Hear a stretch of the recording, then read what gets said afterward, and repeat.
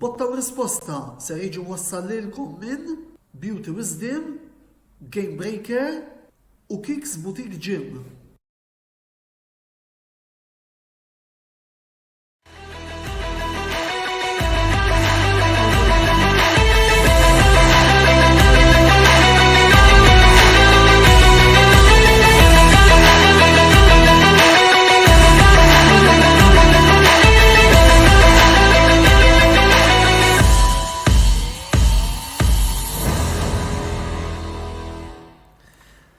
Antonello bela jsemmilkom jagħtikom merħba l-21 episodju mis-sensiela Botta u Risposta fejn il-lejla ser nkunu nitkellmu fuq xi ħaġa kompletament differenti minn dak li tkellimna fi programmi passati, hekk kif il-lejla ser nkunu niddiskutu l-karriera tal-erba' darbit champion tad-dinja tal-Formula 1 Sebastian Vettel illi irtira fit-8 staġun li għadda.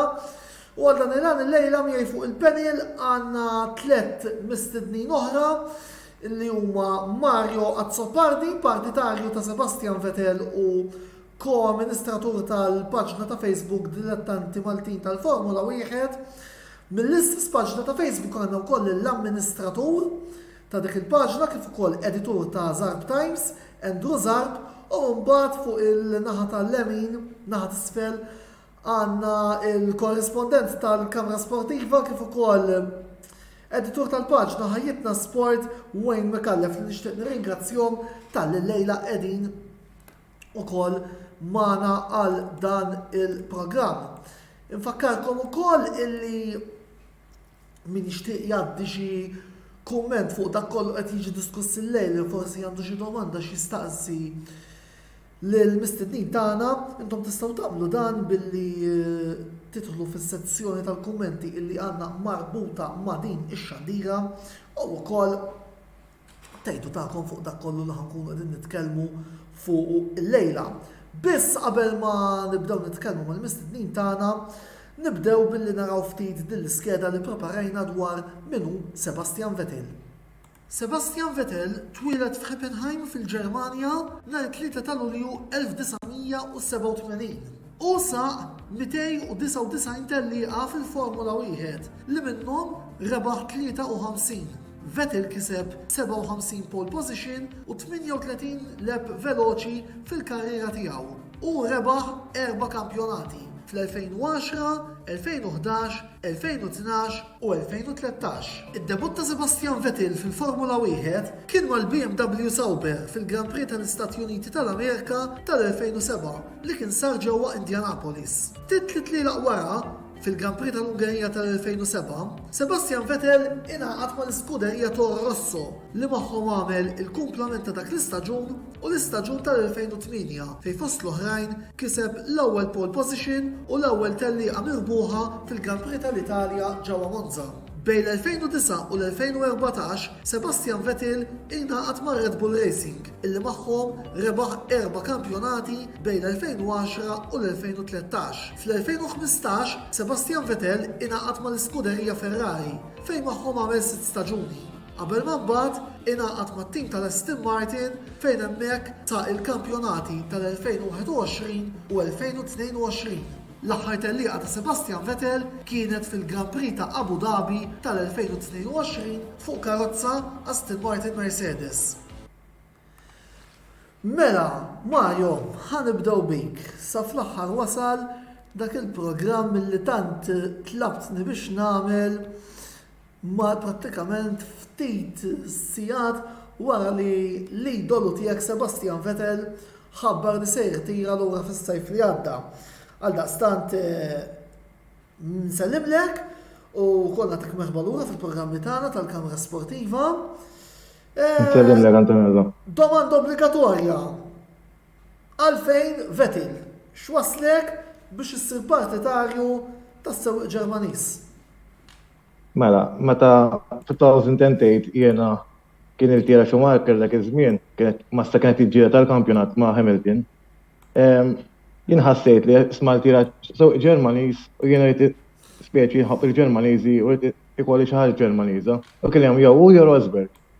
Rosberg għall-ewwel kienu l-Williams dak iż-żmien mhux ħanejlek fl-aqwa tagħhom, però kienu aħjar mit-Toro Rosso. Però dejjem kelli dik is-simpatija lej Vettel, Vettel dik xi ħaġa iktar, Rosberg kien tajb dak iż-żmien kien għandu żgħiru tajjeb, però Vettel kien kellu dik xi ħaġa jiena kont nara ħadd ġifier ma kontx nitkellem ma' nies fuqha, dak iż-żmien mhux bħalhom mur ix-xogħol kulħadd jitkellem, anzi dak iż-żmien Schumacher jew Hakkinen. U għed ħanibda nżommija, u nara speċi mhux kif tmur għax inti jekk ħalbda żommi xi ħadd mhux imbagħad ħalb innu reddur. U bdejn żommija u f'2008 waslet l-ewwel rebħa bit-Toro Rosso dak iż-żmien jiena kont l-2023 issa, jiġifieri meta dara dax għamel bit-Toro Rosso. U bdejn għajt nżommija u mbagħad is-sena ta' wara ġiet tieni meta kienu ħadu Will Brown, għajt nżommija mar Red Bull u issa. Andrew, grazzi tal-li mill-ġdid il-lejla tinsab fostna. Nibdaw nitkellmu naqra fuq id-debut ta' Sebastian Vettel fejn sa mill-ewwel deret tiegħu fl-2006 bħala sewwieq ta' riserva mal-BMW Sauber. Vettel tant ħalla impressjoni tajba li anke rajna ħġib ukoll l-aħjar ħinqiet fi sessjoni ta' provi liberi illi kien għamel f'Budapest u Monza. Dawna eventwalment waslu biex ġi konfermata l-istess kariga tal-2007. Jiġri illi fil-Kanada iweġġa wieħed mis-sewwieqa titolari, Robert Kubica, u għat-tellaqa ta' wara li kellha ssir f'Indianapolis fl-Amerika, Sebastian Vettel ġie mogħti id-debut fejn ukoll sa dak iż-żmien kien sar l-iżgħar sewwieq li qatt daħal fil-punti meta spiċċa fit-tmien post u dak iż-żmien kien għadu l-unika punt li ħa minn dik it-tellieqa. Kemm taħseb illi dan il-bidu ta' Seb kien tax jifhem lil paddock li twildet stilla ġdida fil-Formula 1? L-ewwel nett qabel xejn Antonello, grazzi tal-istedina lejla nerġa' nsellimlek, u ta' pjaċir nerġa' nkun hawn, pjaċir salem anke l-Wayne u l-Mario, pjaċir ħafna ta' pjaċir għalija li nkun magħkom. Rigward Vettel, skużani, dak id-debut fl-Amerika żgur ikkonvinċa ħafna nies li da kien sewwieq ta' potenzjal enormi u kif qed tajjeb tant inti kien spiċċa sar li żar sewwieq l-iskojja punti, da ma ninsewx da d-debut tiegħu kienet laqqas għala 20 sena meta għamel saq l-ewwel tellieqa tiegħu. Dak iż-żmien l-issuq ta' taħt il-20 sena fil-Formula 1 kienet meqjusa ħaġa vera kbira. Insa li llum il-ġurnata kellek Max Verstappen li ddebutta ta' 17. Allura ċerta pressure iżda fl-istess ħin kemm kienu għolin l-aspettattivi għal dan, speċjalment meta tqis li da daħal tista' tgħid ħabta sabta fid-dinja tal-Formula 1 f'tellieqa minħabba li daħal ħabba injury li kien sofra Robert Kubica minn ħabta fejn għajdu kien fortunat li ma spiċċa xahar. Dikinhar dik kienet accident kera ħafna. U iva, żgur il-fatt li skorja punti żgur impressjona ħafna nies. Tant kemmu hekk fil-fatt laqqas xarej wara kienu ffirmaw it-Toro Rosso b'mod permanenti għat-tim tagħhom. U mbagħad kif nafu spiċċa mar Red Bull, jiġifieri biex ħaduh mill-ewwel hekk ħadu xi ħadd bħal Helmut Marko ma jtajjed. Sinjal li kien impressjona n-nies u ngħiduha kif inhi l-karriera tiegħu ma marx ħażin. Minn dikinhar, mhux veru.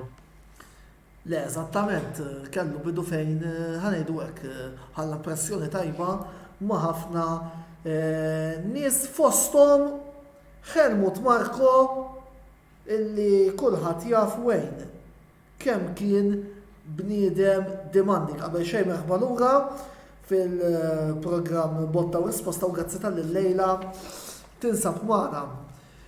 Fil-fatt ftit tliela wara dak id-debut Vettel rajnieh mat-tim tat-Toro Rosso u eventwalment ġie konfermat għall-kampjonat tal-2008 fejn hemmhekk preċiżament f'Monza Sebastian Vettel sar l-iżgħar sewwieq li kiseb pole position u eventwalment ir-rebħa wara tmiem il-ġimgħa mill-aktar dominanti.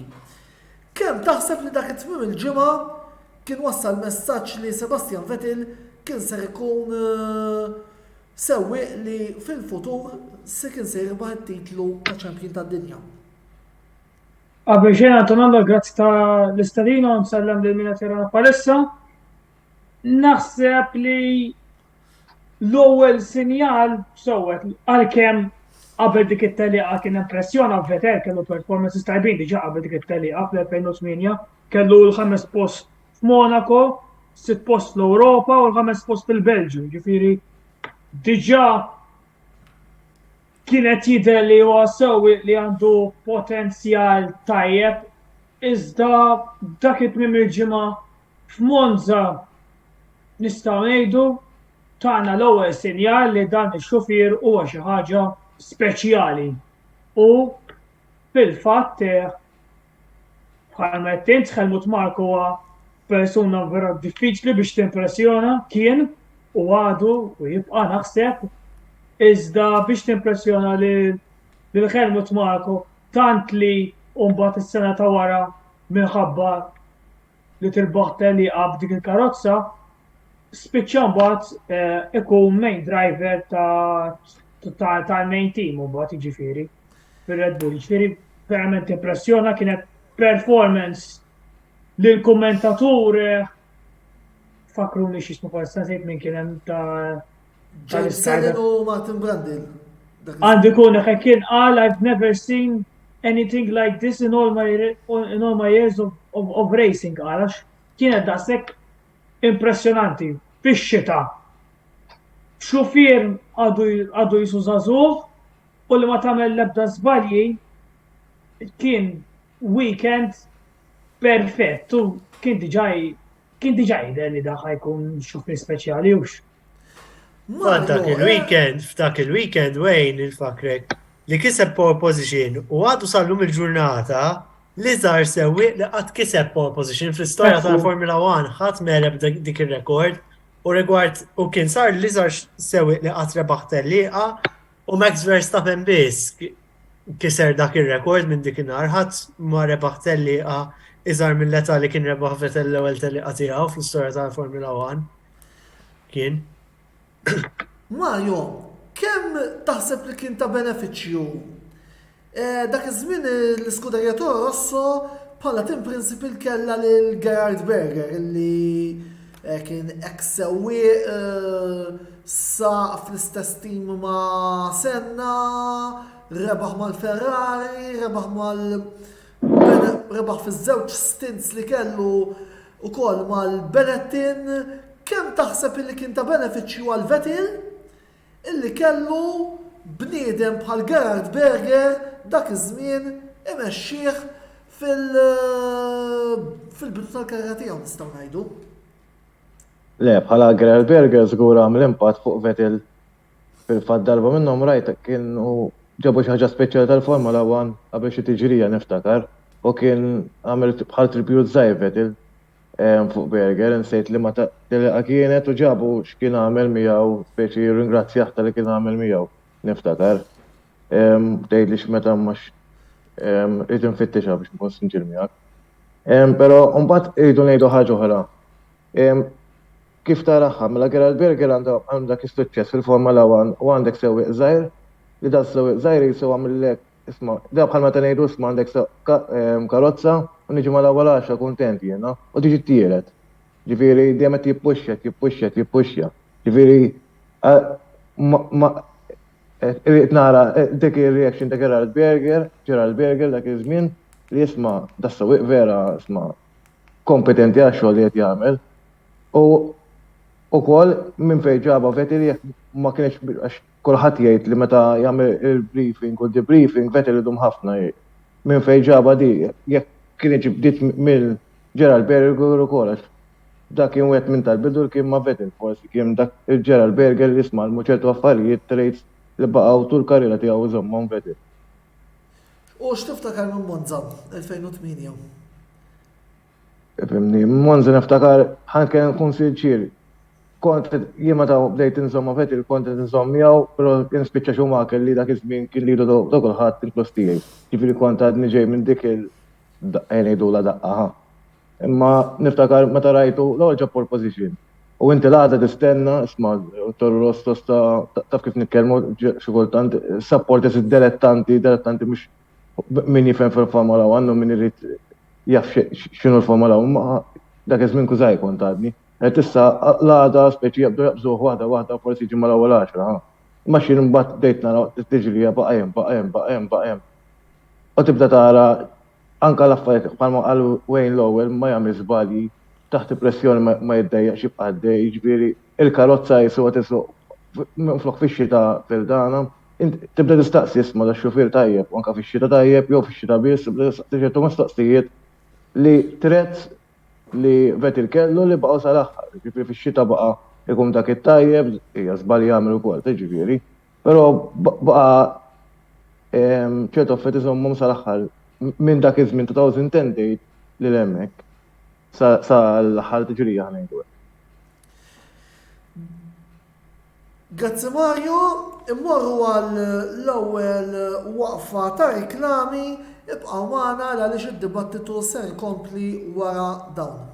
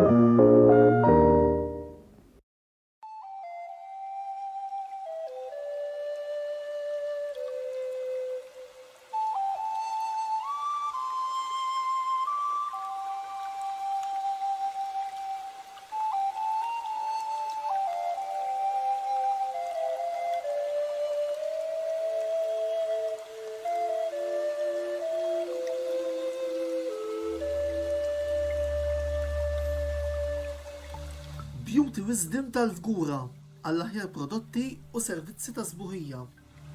Żuru wkoll Nails by Xarawna fl-istess stabbiliment għall-aħjar servizz ta' trattament ta' dwiefer.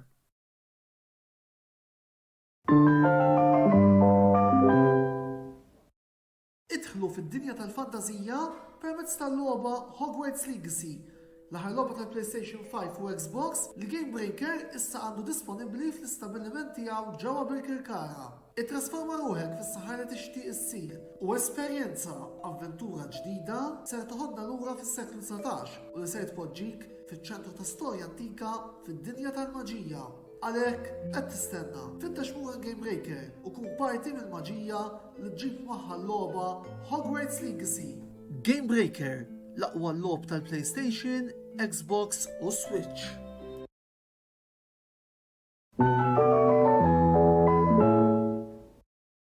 Ilab u irbaħ flimkien mal-kamra sportiva u Kicks Boutique Gym. Kull ma trid tagħmel huwa li tafas like fuq ix-xandira botta u risposta li qed taraw bħalissa u tafas follow fuq il-paġna ta' Kicks Boutique Gym. Jekk tagħmlu dan, intom titlu biċ-ċans li tirbħu sħubija ta' xahar ma' Kicks Boutique Gym li jinsab ġewwa Denny's Shopping Mall fil-Ħamrun.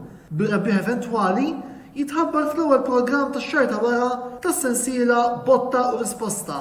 Kicks Boutique Gym, il-post ideali għalik biex issir iżjed b'saħħtek u tħossok iżjed aħjar.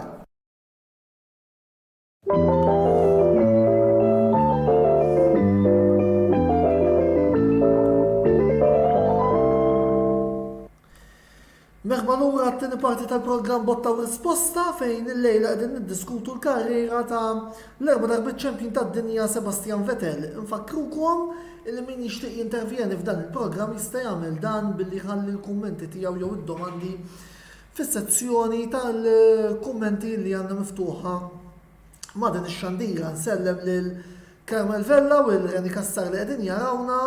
Dirjon jgħidilna proset tal-programm, grazzi lilek Dirjon li qed issegwina. Mark Xkembri staqsa domanda illi se nittrattaw fit-tielet parti tal-programm. Għadda stant Mark, id-domanda tiegħek se nerfa'wa u mbagħad se nsaqsuha meta jasal il-waqt. Dan għaliex issa fit-tieni parti tal-programm ser nkunu qegħdin nittrattaw il-perjodu li Sebastian Vettel għamel mar Red Bull bejn l-2009 u l-2014 prattikament il-perjodu tad-deb ta' Seb. Andrew, kemm kellu mertu Vettel fir-rebħ ta' l-4 kampjonati illi rebaħ u kemm kellu wkoll mertu il-proġettista tat-tim Adrian Newey li f'dak il-perjodu nexxielu joħroġ diversi karozzi li bihom Seb kien iddomina diversi kampjonati fosthom jiġi Fransi dak tal-2013 fejn kien rebaħ 13 il-tellieqa konsekuttiva, anzi 9 Konsekuttivi 13 fis-sena. total ta' 13 fis-sena. Rigward id-domanda tiegħek, jien dejjem ngħidha di kull champion fl-istorja tal-Formula 1 hija combination ta' sewwieq u karozza li u diżinjaturi u dejjem kulħadd għandu l-mertu tiegħu. Kollha. Vettel mhux se jirbaħ waħdu. U laqqas Newey ma jirbaħ waħdu f'da kollu. Jiġifieri mhux ovvja li kellu mertu Vettel li tirbaħ 4 kampjonati fuq xulxin. Jekk m'intix tajjeb, m'intix se tirbaħ 4 kampjonati. U anke tmur lura in the first place. Kieku ma kienx tajjeb, ma kienux joħduh ir-Red Bull fl-aħħar mill-aħħar. Għax dejja ħafna nies jgħiduha għax rebaħ kellu l-karozza. Sa veru kellu karozza kultant vera dominanti. Imma daw l-aħjar sewwieqa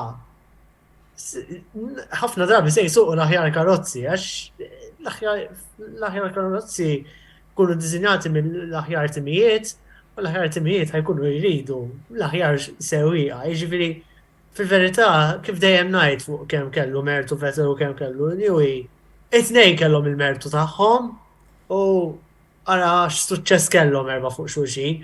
U Vettel jibqa' l-iżgħar World Champion tal-Formula 1 li qatt kien hemm. Ikollok tagħmel persentaġġ Andrew?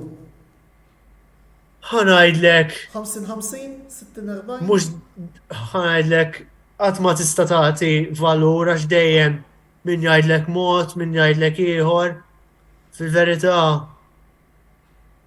isu 50-50 probabbli għax di ħafna nies tajt valur kif tasal għal dak il-valur, tipo issa arbitrarja onestament nara jien, jiġifieri xtajt percentaġġ jew mhux percentaġġ kif qed isni qabel combination ta' tnejn li huma. Di bħal anke Hamilton f'dar aħħar snin riċenti kemm iddomina, kellu karozza tal-bliħ. Issa oħra rajna karozza naqra iktar batuta ma rajniex neċessarjament fuq il-livell li kien f'snin ta' qabel. Imma kif dejjem ngħidu l-aħjar ikunu fl-aħjar timijiet u hemm ħajkunu u bekk jirbu ħafna kampjonati bħalma kienet fi żmien Schumacher ukoll. Mario, li ma huma l-aktar tliela li ser iżżomm f'qalbek minn din l-era tad-deb ta' Sebastian Vettel? L-ewwel waħda żgur ta' Abu meta ħalaw il-kampjonat. Għax dik mhux qala qalbi ġifieri li kif ġew l-affarijiet daħalhom bad beda jgħidu stenna speċi għax bdew jistennew l-Alonso. Ironikament fuq dik it-tellieqa u anki jekk ħan interrompik ftit, anki wkoll ma nafx kridu xejtu tagħhom ukoll il-membri l-oħra tal-panel, hemm storja warajax.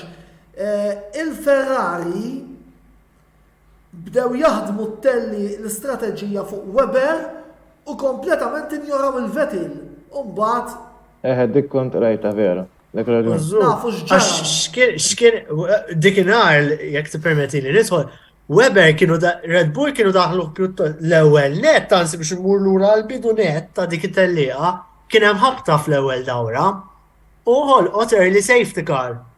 Xi sewwieqa iddeċidew ibidlu vera kmieni dikinhar u tant kemm kienet ottima li tbiddel kmieni għax tant kemm kienu ċerti li se jwaslu t-tajr sa tmiem li ġa kienu gwadanjaw vantaġġ kbir, issa Red Bull x'kienu għamlu b'Weber.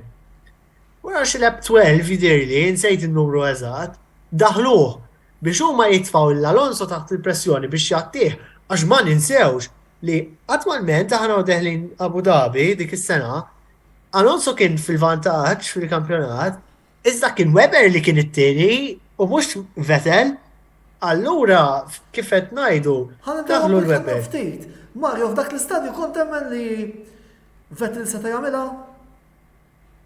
Ejfa, naħseb jiena personalment. Lajta kienet bej Alonso u Weber. Jiena kont nemmen ħafna Vettel dak iż-żmien. Tgħidli għaxiex. U kont nemmen li tax u meta kienet timmatura kienet ġekem ġej mit-tieni post sena ta' qabel. Beda matura biex speċi fis-sewqan tiegħu rabaħ tiġrijiet, ġifieri li kienet tajba u wera u li huwa tajjeb Vettel li għandek żewġ karozzi Red Bull qed jiġġieldu ma' Ferrari għax hemmhekk turi isma' għandek żewġ karozzi tajbin. Meta inti bdejt ta' Adrian Newey hekk. Adrian Newey hemmhekk daħal jagħmellek karozza tajba.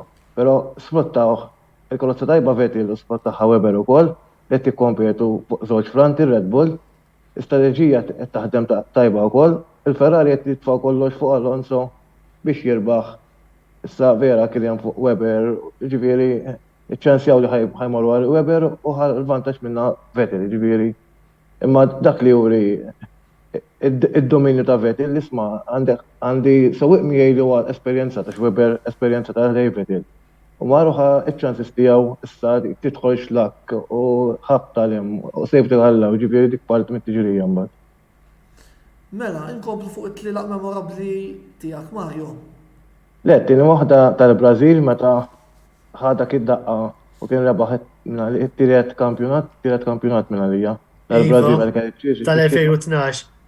Dik oħra, dik qed nfsemmilkom xi ħaġa li meta inti qed tkun ġurnat inti ma tax fejn inti għax ħajsuq Vettel għax jien dak it-tip ta' persuna, ġifieri nħobb ħafna l-passjoni fil-sports u tibda smani toħroġ ta' bil-fors u mbagħad mur tal-tiġrija teċita ruħek tixxejk dawk. Adrenalina, kif tagħmel u mbagħad tara ħedu l-360 u daqqa għadha krot senti minn miegħu u inti spjeċi oj x'inhu jiġri hawn. Però mbagħad it-tielet waħda li hija vera qalbi tiġrija kienet fl-Ungerija għalija 2017 jew għalija 17 mhux 18. Nibqgħu fuq il-perjodu ta' Red Bull għalissa. Red Bull ta' Red Bull għalek. Dawk it-tnejn, dawk li kienu għoġbuna ħafna jien, dawk it-tnejn li isma' kellu ħafna tajbin iktar, għax kellu waħda Monaco niftakar l-unika darba li niftakar li kien waqqas post kien ħada xorta t-tiġrija, fuq t-tiġrija kien waqqas post Monaco, u speċi Monaco l-ħadd jgħid isma' deden daqshekk. U kienu saru xi ma niftakarx l-għanniet eżatt, dik oħra. Jista' jkun Mario tikkonsidra l-Indija 2013 għax mhux it-teli għandi fissa iżda jaff isservik bħala memorja dik it-teliqa meta beda jagħmel. Le, meta għamel il-baw id-donut. U beda jagħmel hekk. Ringrazzja l-karozza letteralment. Ara, dik sabiħa, però dik qed nistennija jien għax 2013 dominju. ċaġet nistennija jien għalhekk qed ngħidilkom qed niftakar kaffet li inti jiena viċin. Ġara xi ħaġa li jiena speċi iġġalek ħajjarbaħ ma jirbaħiex bħal meta laqtuh fil-Brażil, però rebaħa. Tal-Indja speċi kien għadu kemm ġej dak ir-rap kollu li inti isma' fuq sekwenza tal-blieħu. Waynes, semma Brażil 2012 Mario. Ma nafx forsi għandek xi kumment rigward dik it-tellieqa tal-liqa li kienet emozzjonanti ħafna għal diversi fatturi mhux biss il-diskors tal-kampjonat kien hemm ħafna talking points minn dik it-tellieqa, probabbilment kieku konna dak iż-żmien nagħmlu l-post race reactions tagħna konna ndumu mhux ħażin. X'nista' ngħid nibgħat email l-FIA biex jeġu jitfgħu il-Brażil l-aħħar tellieqa tal-istaġun mhux Abu Dhabi. Dik Abu Dhabi nista' nagħmel episodju ma' qadar jiġifieri aħjar. Personalment jina mbagħad peress li jina iktar immur lejn il-klassiku season final nippreferi Suzuka mbagħad.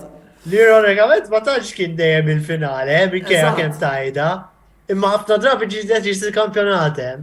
Però fil-fatt meta tara l-istorja tal-Formula 1, isu madwar nofs il-kampjonati minn 72 jew 73 ġew deċiżi fl-aħħar tal-telliqa tal-istaġun u ħafna minnhom kienu iktar fl-antik mill-ġurnata. Ħafna point system, però Brażil Brażil hija sabiħa, dejjem tipproduċi racing tajba.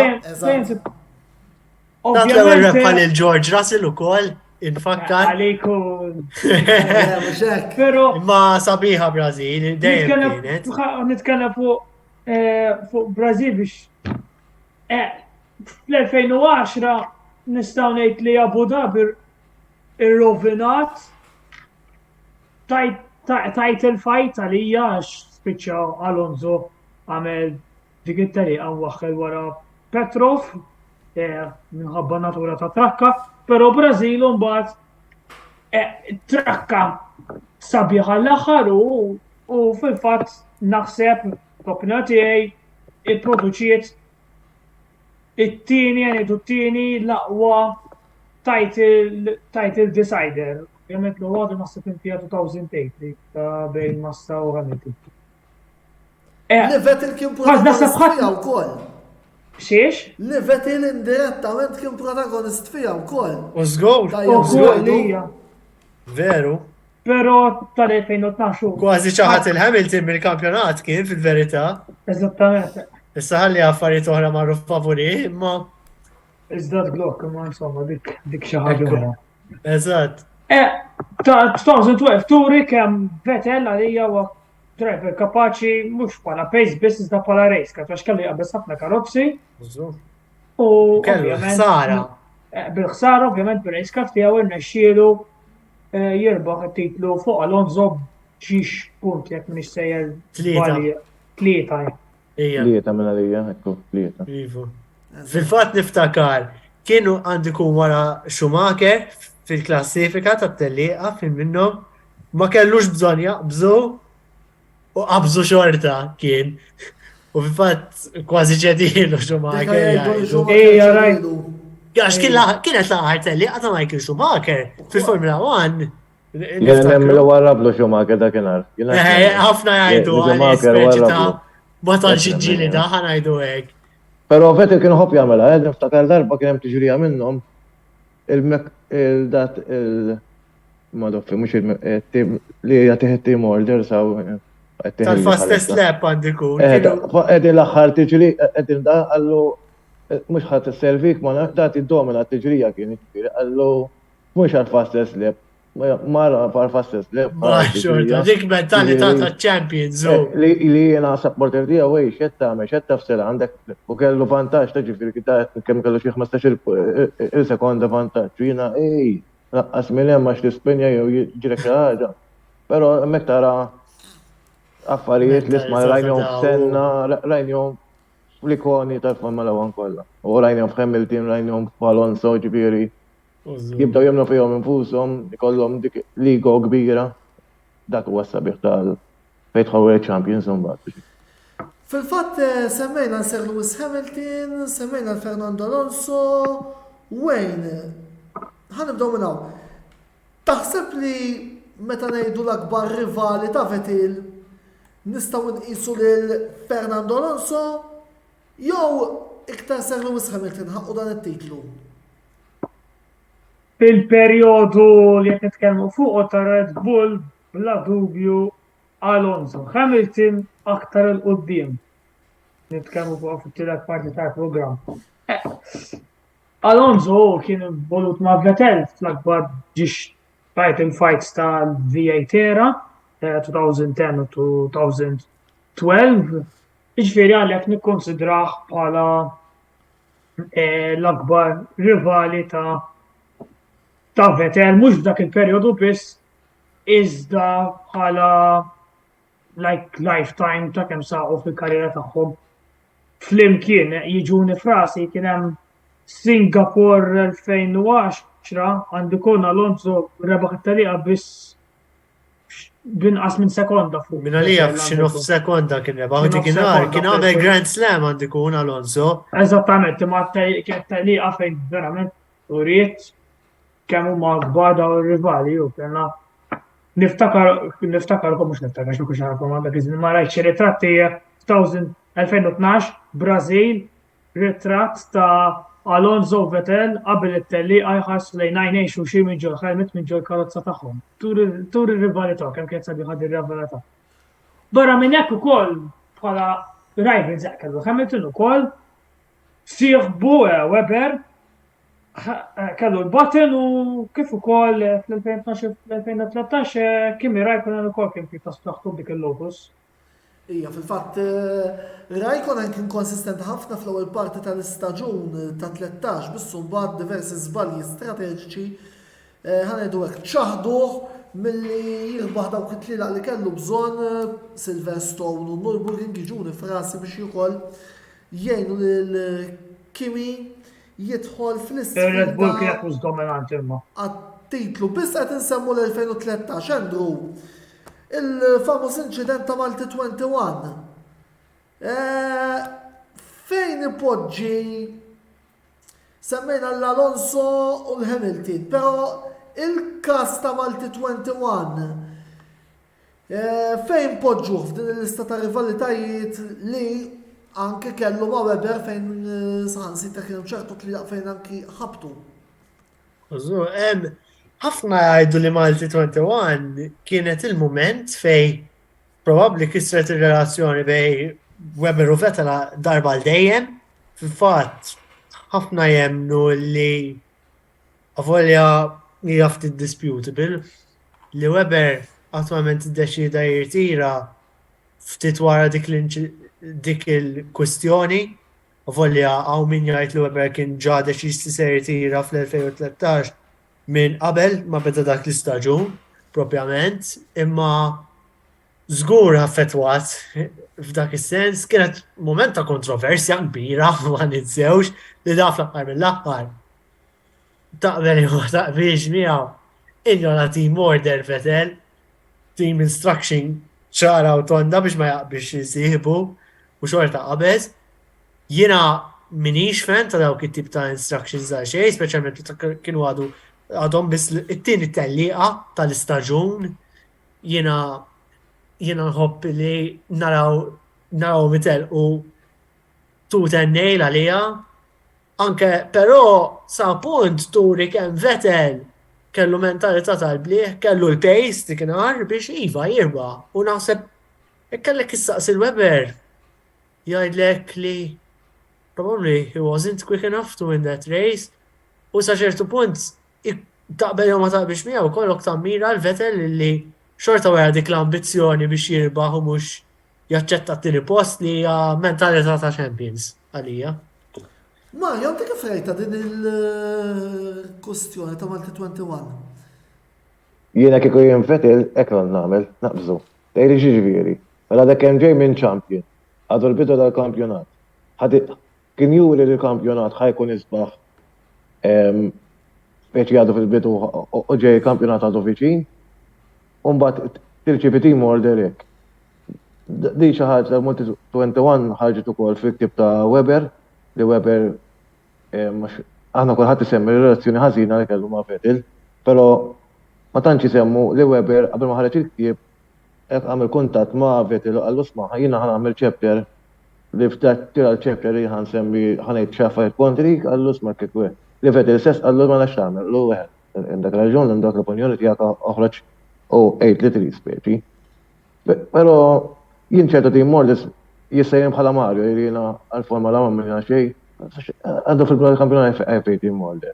Daw ċertu fekunaw fil-ferra ta' żmien Schumacher ma Barrichello, ma Schumacher ma Irvine.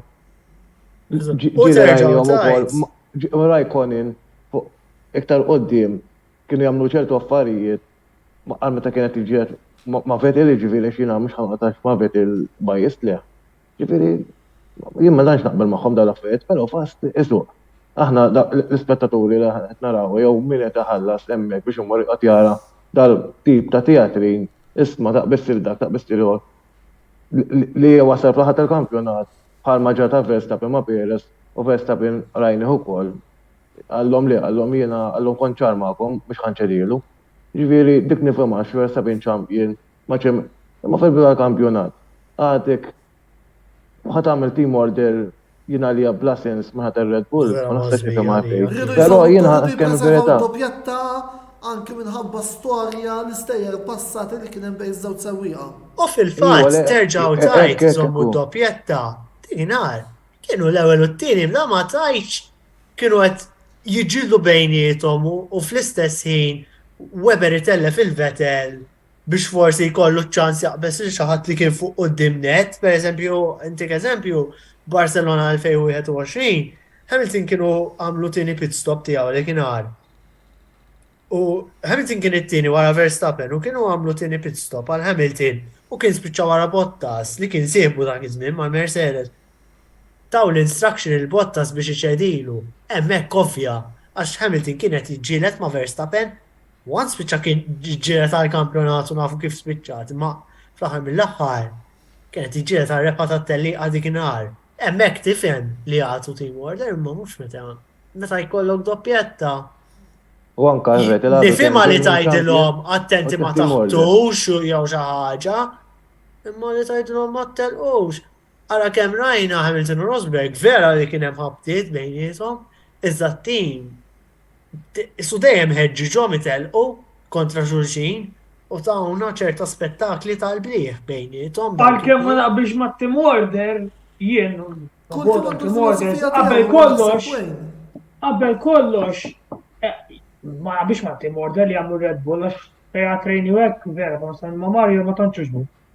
Però qabel kollox Formula 1 hija huwa team sport u nħoss li Vettel kellu jobdi it-tim minkejja li kienet deċiżjoni bla sens ta' tim, però it's a team sport u nara li Vettel kien naqa' selfish dakinhar.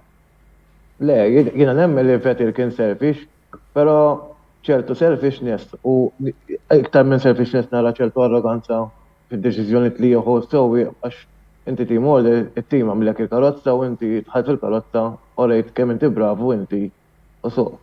Pero li kieku Vettel dakinhar ma milix, jien x'nemmen jien issa forsi jgħidil m'għandek raġun u għandu l-opinjoni tiegħu. Li kien ma milix, da ħeġa jibdob dik it-tip ta' tattika isma' daqqa Webber daqqa Vettel u nwaslhom it-tnejn. Vettel qallhom isma' I'm number one u minn dak iż-żmien lem ma ċċettaqat Webber ħabba li kien kien ġej minn champion li jkun equal miegħu.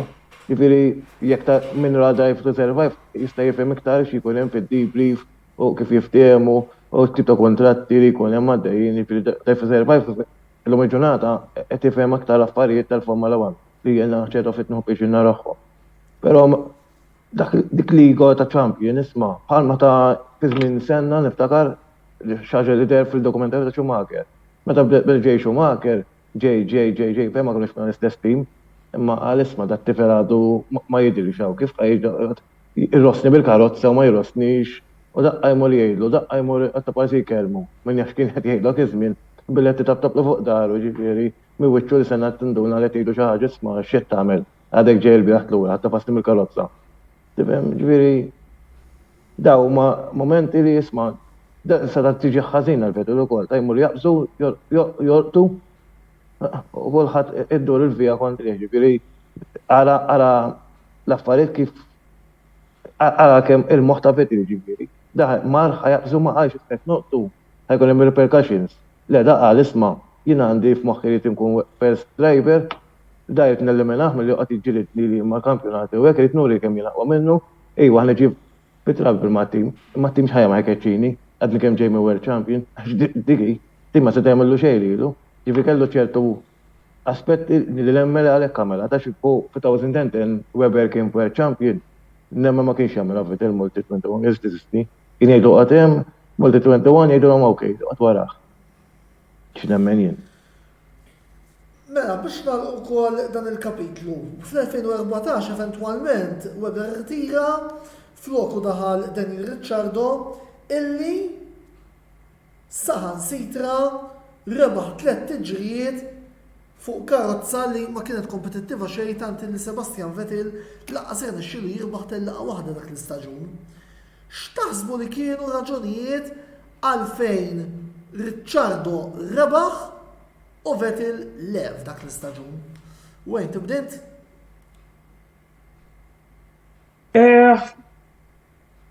Ovvjament il-karozza ma kienx għazviġi ma kienet ta' kompetizzjoni bħal ma kienet bejn l-2010 u l-2013. Iżda naħseb kienet ta' sorpriża li Ricciardo kien xufier ġdid għal Red Bull marem u matul l-istaġun kien aħjar minn 4 darbiet ċempjon tad-dinja Sebastian Vettel. Kienet ta' sorpriża. X'jista' jkunu kienu raġunijiet?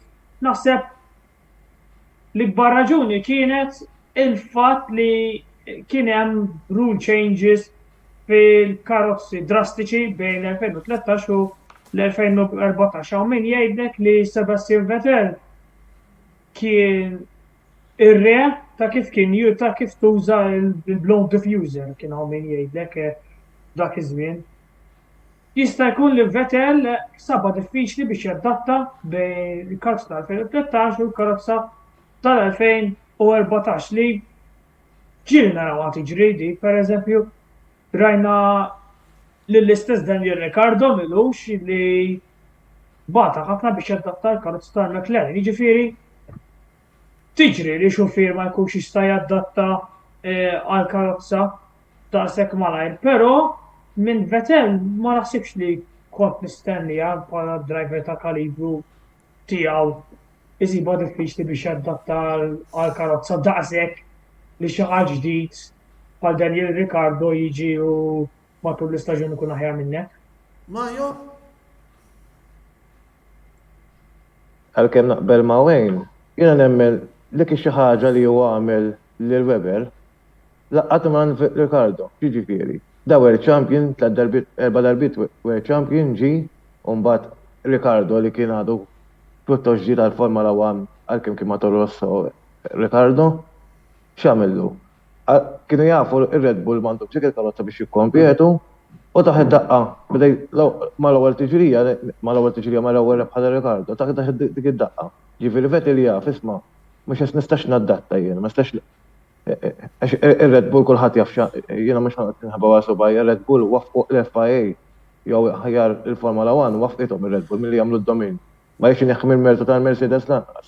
Ma dak huwa l-affarijiet il-Formula 1 dejjem hekk kienet qed tiddomina l-McLaren ħankissirha biex nipprova nġibhom viċin. Tibda timdomina l-Ferrari ħankissirha biex dejjem hekk fl-istra ta' Formula hekk dejjem kienet kważi ġifieri xaġa ma biex ħafna jimmaħa għax jimma ta' kienet tiddomina il-Mercedes.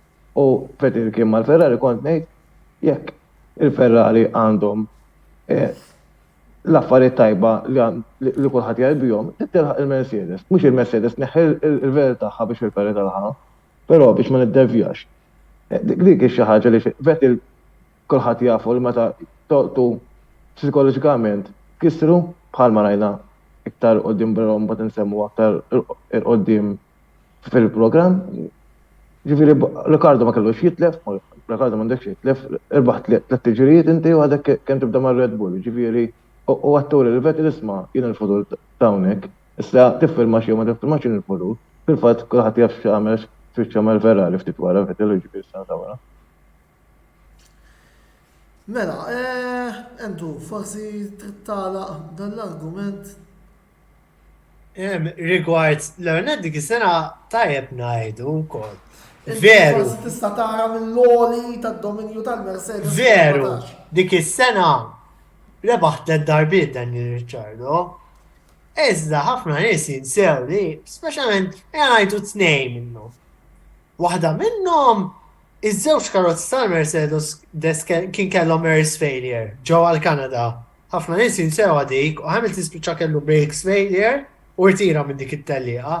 Ġifieri fil-verità tista' tgħid li dik kienet iktar każ ta' Mercedes ġiethom ħażina milli iktar Red Bull rebħu Pure Pace u rebħu oħra ġewwa l-Belġium niftakru fl-2014 fejn Hamilton u Rosberg ħabtu ġo xulxin. Rosberg spiċċa kisser il-front wing u Hamilton spiċċa puncture u rtira minn dik it-telliqa. Telliqa l-oħra li rebaħ ġo l-Ungerija li jien insertajt kont hemm għaliha. Kienet dit fix-xita, niftakar, Hamilton kien beda mill-aħħar post, għax fil-qualifying kien esplodit l-magna. Jiġifieri kollha kellhom livell ta' mitigating circumstances għal fejn rebaħ. Imma veru dik is-sena Wayne qajjem punt tajjeb. Forsi veru, Vettel ma adattax għal-karozzi ta' dik is-sena. Minkejja kemm ir-Red Bull ma kienx dominanti, ovvjament dik is-sena la snin oħra. Forsi ma adattax daqshekk għall-era ta' dik il-karozza, infatti naħseb nirrispettaħ kemm nirrispettaħ il-Vettel jien mill-2013 kemm b'mod konsistenti rajna l-Vettel l-aħjar tiegħu palma kien bejn l-2010 u l-2013 b'mod sostnut. Wara tkellek tlielaq A u tlielaq M, forsi ftit fuq xulxin ma li season wara season jibqa' jipproduċi at the absolute top palma spiss tara minn Hamilton jew minn Verstappen. Probabli għazma vera rajni minn kejja kemm sewi tajjeb ħafna ta' jiġifieri, imma forsi dik l-adattazzjoni dik in-nuqqas tiegħu li jadatta għall-karozza forsi nkiser mentalment kif qal Mario sa ċertu punt dak l-istaġun daħal Ricciardo dal ma kellux jitlef kif qal tant tajjeb Mario. Hemmhekk Ricciardo għalih kellu ċerta hunger u forsi tista' tgħid Vettel kien komdu wisq, għax da tinsiex kien ġej minn 4 darbit champion fuq xulxin, ftit drabi saret fl-istorja tal-Formula 1, jiġifieri mhix faċli iżżomm dik il-motivazzjoni tibqa' tirbaħ, mhix faċli, jiġifieri hemm ħafna aspetti għalfejn dik is-sena forsi marret ħażin għal Vettel. U mbagħad kif nafu spiċċa mal-Ferrari. Fil-fatt il-kapitlu Ferrari ser nkunu qegħdin niddiskutuh wara din il-waqfa qasira ta' riklami illi ser jerġa' jkollna. Daqstant ibqgħu magħna 3 minuti ta' waqfa biex ukoll inwasslu l-messaġġi tal-kumpaniji li jirriklamaw fuq dan il-programm u li nħeġġukom tużaw is-servizzi tagħhom għax indirettament tkunu qegħdin tgħinu lilna wkoll. Wara dawn il-messaġġi promozzjonali nibdew l-argument Sebastian Vettel Ferrari fejn ukoll għandna dik id-domanda ta' Mark Schembri x'nistaqsu l-Penin. Dalwaqt magħkom bib.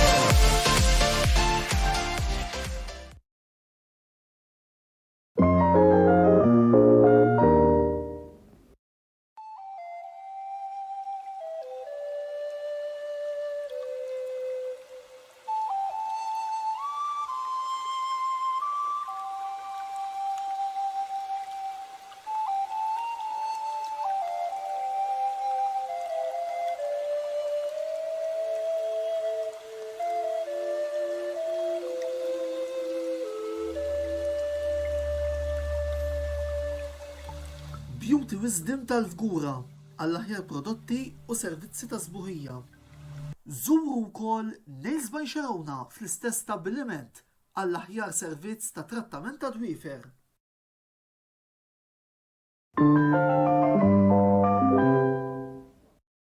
Idħlu fid-dinja tal-fantażija permezz tal-logħba Hogwarts Legacy L-aħħar logħba tal-PlayStation 5 u Xbox li Game Breaker issa għandu disponibbli fl-istabilliment tiegħu ġewwa Birkirkara. Ittrasforma ruħek fis-saħħa li tixtieq issir u esperjenza avventura ġdida ser toħodna lura fis-seklu 19 u li ser tpoġġik fiċ-ċentru ta' storja antika fid-dinja tal-maġija. Għalhekk qed tistenna fittex mura Game Breaker u kun parti mill-maġija li ġġib magħha l-logħba Hogwarts Legacy. Game Breaker, l-aqwa logħob tal-PlayStation, Xbox u Switch.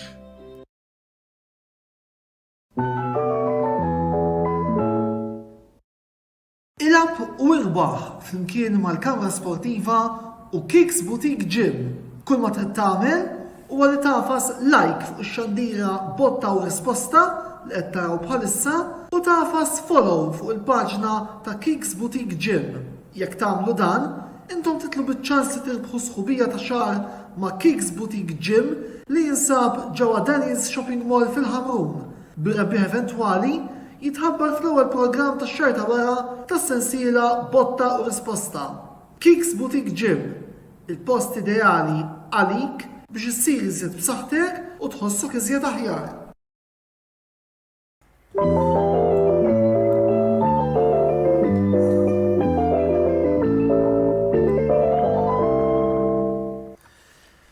Merħba lura għat-tielet parti tal-programm Botta u Risposta fejn flimkien miegħi Antonello Abela ma' Mario Azzopardi, Wayne Mikallef u Andrew Zarp il-lejla qegħdin niddiskutu il-karriera ta' Sebastian Vettel, l-erba' darbit champion tad-dinja tal-Formula 1 illi irtira ftit ta' xhur ilu fit-tmiem il-kampjonat li għadda. U qabel ma inkomplu ħanamlu naqra ta' parentesi żgħira, t-tim tal-kamra sportiva diġà beda jipprepara wkoll għal kampjonat li jmiss il ser jibda fil-5 ta' Marzu li ġej u tajb ukoll ngħidilkom illi bħalma se jkollna l-YouTubers fejn jidħlu l-futbol ħajkollna wkoll il-YouTubers fejn jidħlu l-Formula 1 u nista' wkoll inħabbar illi fost fit-tim tal-YouTubers tal-Formula 1 apparti jien u Wayne Mikallef ser ikollna magħna wkoll l-Andrew Zarp illi ħanejdu hekk. Xilna nikkonvinċuh jidħol magħna fit-tim tal-YouTubers tal-Formula 1, Andrew m'għandix dubju li ser tkun qed ittina daqqa titsew anki fir-reazzjonijiet post tliela mhux biss taraw li nisvoga wara xi disfatta tal-McLaren imma wkoll ħanejdu hekk. Il-knowledge ta' Andrew ukoll il-fatt li jżomm ma' tim min-naħa ta' fuq tal-klassifika mhux bħali u bħal Wayne ħanejdu hekk żgur se jkun ta' asset għal tim tal-kamra sportiva speċjalment fejn jitlu l-YouTubers tal-Formula 1. Ma nafx hekk forsi għandek xi messaġġ x'tgħidilna Andrew qabel ma nkomplu bid-diskussjoni. Minħoss li onorat li għandi din l-opportunità, ħerqana l-istaġun li ġej, bla dubju issa, qed noqorbu 5 ġimgħat kull ma fadlilna għal dik l-ewwel tellieqa.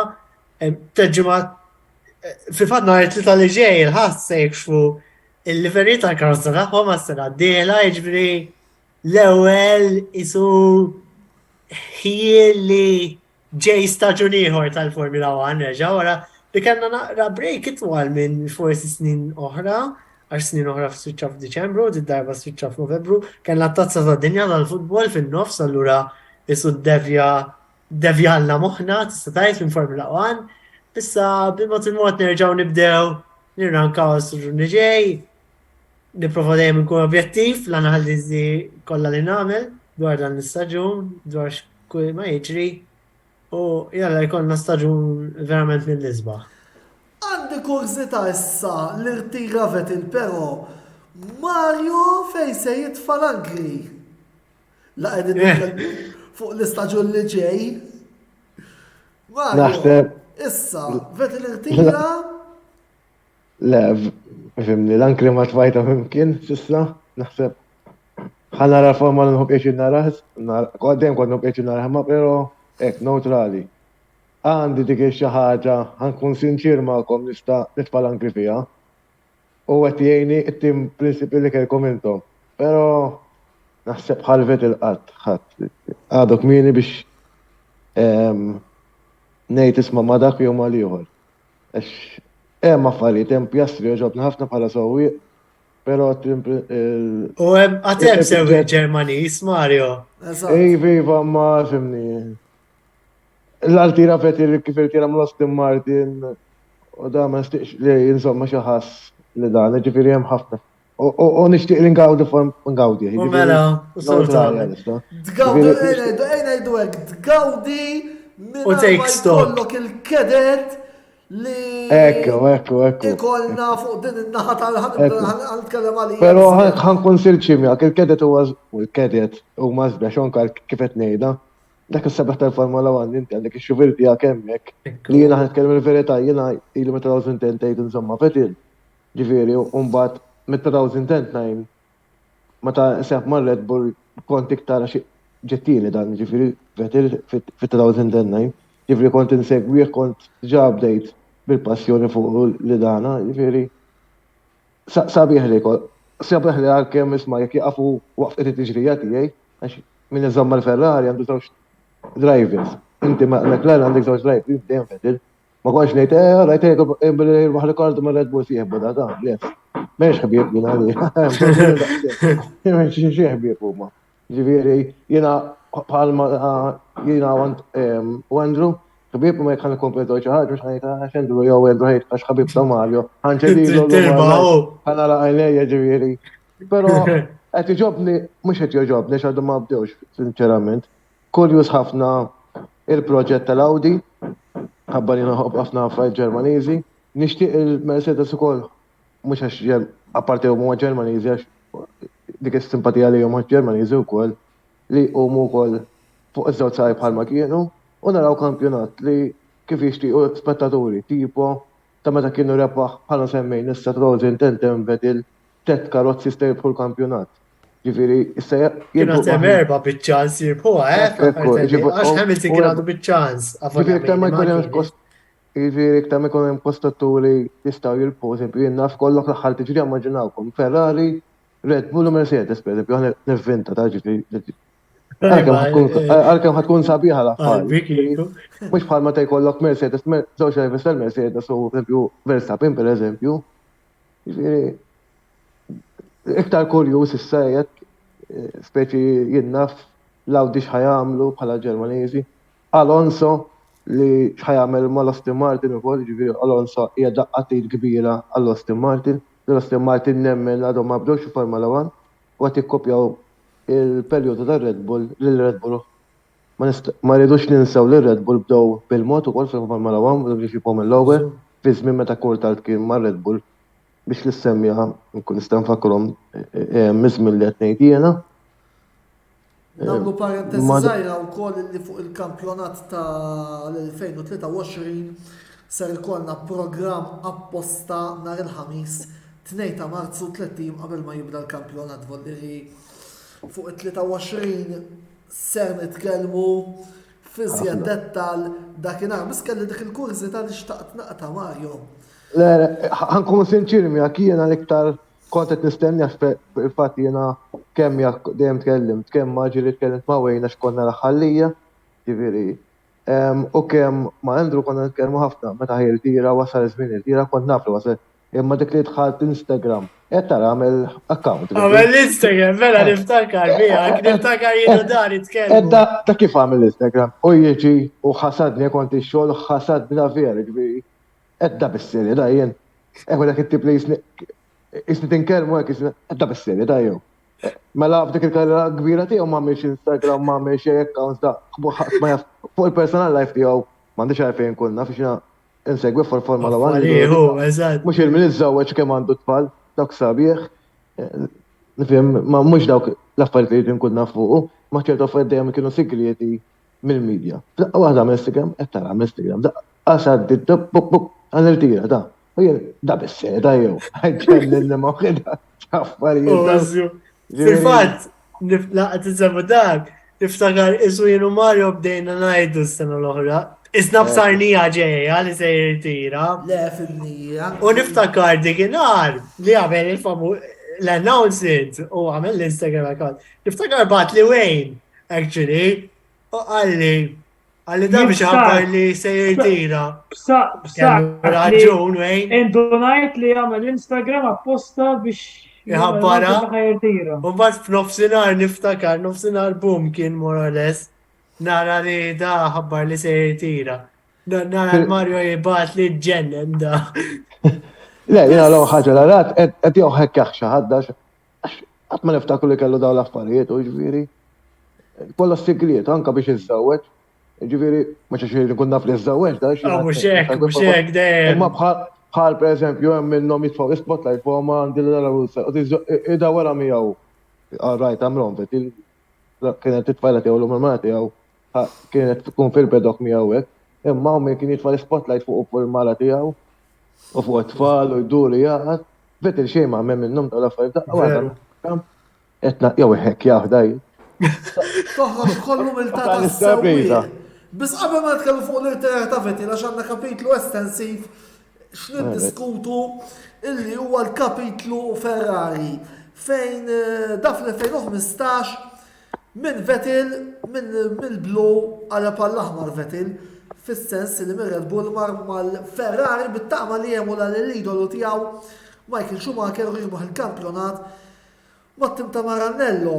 Biss din iċ-ċaqlaqa saret fl-eqqel ta' Dominio Mercedes li kienu sabu tarf ta' regoli l-ġodda u kienu qed jiddominaw prinċipalment b'Sir Lewis Hamilton u minkejja l-progressi li l-Ferrari urew b'Vettel wara l-steering u bil-prinċipal ġdid tagħhom Maurizio Arrivabene.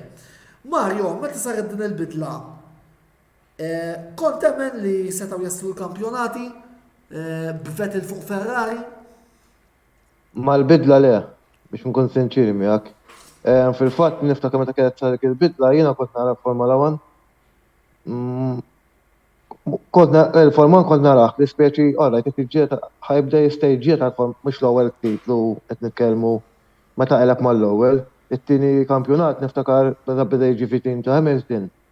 Bdejt nara t-tiġrijiet u bdejt ngħid pereżempju l-Ungerija ħanara l-Straits għax il-Mercedes dejjem l-Straits kienet aqgħu mill-Ferrari. Hawnhekk ma tantx għandha straight dit-trek ma jista' jkun nistgħu ġifieri meta tibda tara hekk tibda temmen tibda tgħid ismani. Speċi il-karozza mhux qiegħda dik il-karozza kompetittiva xorta. Qed isek qed tiġġieled ma' ġgant li l-Mercedes kien ġgant dik iż-żmien. Plus mbagħad iktar quddiem meta il-Ferrari trenġet naħseb il-Vettel ma kienx qed his best, ġifieri kien dik il-combination. U għendu bħala partitarju tal-Mercedes, kemm kont qis li l-Vettel u l-Ferrari bħala teddita f'dak il-perjodu? Ara, ejja nibdew hekk. L-2015 u l-2016 ma tantx kienu, jekk nkun onesti. Minkejja li tajjeb ngħidu li fl-2015 ebħu tliet tiġrijiet, iżda fl-aħħar mill-aħħar il-ġieda verament kienet bejn Hamilton u Rosberg dak iż-żmien. Anke fl-2016 mbagħad irtira Rosberg ħabta sabta dika niftakarni bqajt imbellaħ meta rajt li irtira. Imma insomma, u ma ġi però tajjeb ngħid ukoll li fl-2016 bdew l-istaġun pjuttost promettenti il-Ferrari minkejja li kienu b'saħħithom ħafna l-Mercedes u jiena nemmen li tilfu ftit opportunitajiet biex jirbħu artelli qajgħu fil-bidu tal-istaġun. Semmat tiftakar dak l-istaġun kienu bdew jaqablu lura l-Ferrari l-2016 imma insomma, maġġi l-2017. Mill-ewwel Ferrari ħarġu b'saħħithom, niftakarhom li jirbħu l-ewwel tellieqa ġol Awstralja u t-tielet tellieqa ġol Bahrejn. U bdejt ngħid għandna ġlieda ma' Vettel, ħanaraw x'inhu ġej mal-Ferrari. Imma insomma, għalija rivali kbir, waħda mill-isbaħ rivalitajiet li niftakarni nsegwi jien personalment kemm ninsegwi Formula 1 vera gawdejta u żejta jiġifieri u nimmissja sa ċertu punt U l-2017 kienet ġila tajba, minkejja li ġara li ġewwa Baku, tajjeb ngħidu, xorta daw, minkejja li iva fit-trakka kienet missilta sew il-battalja bejnietom, ir-rispett baqa' hemm u vera rivalità kbira u l-2018 l-ewwel parti ta' imma fl-2017 isni dejjem kelli feeling ċerta konfidenza li jirba' Hamilton speċjalment wara s-sajf, il-Mercedes naħseb u di ġrat anke fl-2018. Żviluppa l-karozza aħjar minn Ferrari u eventwalment iva l-combination Mercedes-Hamilton kienet superjuri minn Ferrari Vettel. Fl-2017 bej għamel xi ftit żbalji Vettel, l-unreliability tal-Ferrari swietom u Mercedes dew ikomplu jikbru fil-konfidenza u ħadu il-kampjonat b'Hamilton mistħoq. L-2018 għaddi niftakar kedda kbira l-ewwel ħafta l-istaġun. Kont inkun nervus ma kont ngħid aħna ħanirpu llum tipo hemm Vettel vera teddida l-Ferrari. Għazib Mario kien jara mill-lenti l-oħra. Umma mbagħad iftakarna Hockenheim 2018, niftakar il-qualifying ta' Hamilton kien spiċċa kellu hydraulics failure fl-ewwel parti u jien bdejt ngħid diet titlaq mill-grip tagħna, bdejt vera inħoss li forsi kienet għal Vettel hekk, kienet għalih, vera ħassejta. U baqgħet ġejna l-għada niftakar kelli ċerta xi ħaġa tgħidli Hamilton ħajmur tajjeb illum, mbagħad l-istorja nafu x'ġara Vettel ħabat u Hamilton stadajt kontra kull stennija rebaħ it-tellieqa u tatni li pala partitarju ta' ċerta enerġija u fiduċa li se jirbaħ mbagħad waħda hekk kważi beda jirbaħ u ħada dik il-kampjonat ukoll. U mbagħad ma żmien Ferrari bdew jaqgħu ftit lura l-2019 Mercedes kienu vera dominanti speċjalment fl-ewwel parti u l-2020 Ferrari ma kienu mbagħad bdiet issir bej Hamilton u Verstappen il-bika, se kellek dik il-evolution imma il-rivalità Hamilton u Vettel I look back on it with great memories. U xi ħaġa li tolqotni minn dir-rivalità bejn Hamilton u Vettel illi għal kontlarju ta' rivalitajiet oħra fosthom Senna Prost, Hil Schumacher li dejjem kontarhom bil-mind games fuq il-medja. Jien per esempio niftakar incident fejn kienu Simon Lazenby tal-Sky kien qiegħed jintervista lil Hamilton fil-Kanada jew il-kontra jidħol fuq u Vettel u bdew saħansita jiċċajtaw bejniethom bdew fuq la safar. Mela Vettel kien għamel lock-up niftakar. Vodri li turik rispettu pozittività li kien hemm f'dik ir-rivalità minkejja l-pressjoni li titlu mondjali jista' iġib. Issa jien li naf il-Mario forsi xi passinu nofs ġifieri sa ċertu punt ir-rivalità bdiet tmajna bejn Hamilton u Vettel imma jienu de il-kollu li tkellmu ma' xulxejn fuq Formula 1 jgħixu għajru da u dejjem ngħidu kemm hemm rispett u dejjem ngħid kellna bżonn narawhom jiġġieldu għal kampjonat ieħor daw.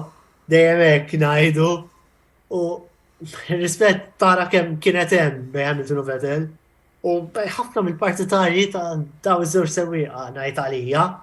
Ma nafx kif jara Mario mbagħad. Le jien ħafna drabi mhux ħafna drabi jiena raħħa li naqraħħa iktar mill-li naraħħax, nkun sinċir magħkom. Pereżempju darba minnhom Alonso kienu saqsaq mistoqsija li għax Vettel qatt ma esempio ma jmur ikellmu li għax Vettel ma jagħmel kontra Alonso u Alonso niftakar jiena bqajt mistaġeb għax Alonso kien wieħed mir-rivali fil-bidu ta' Vettel.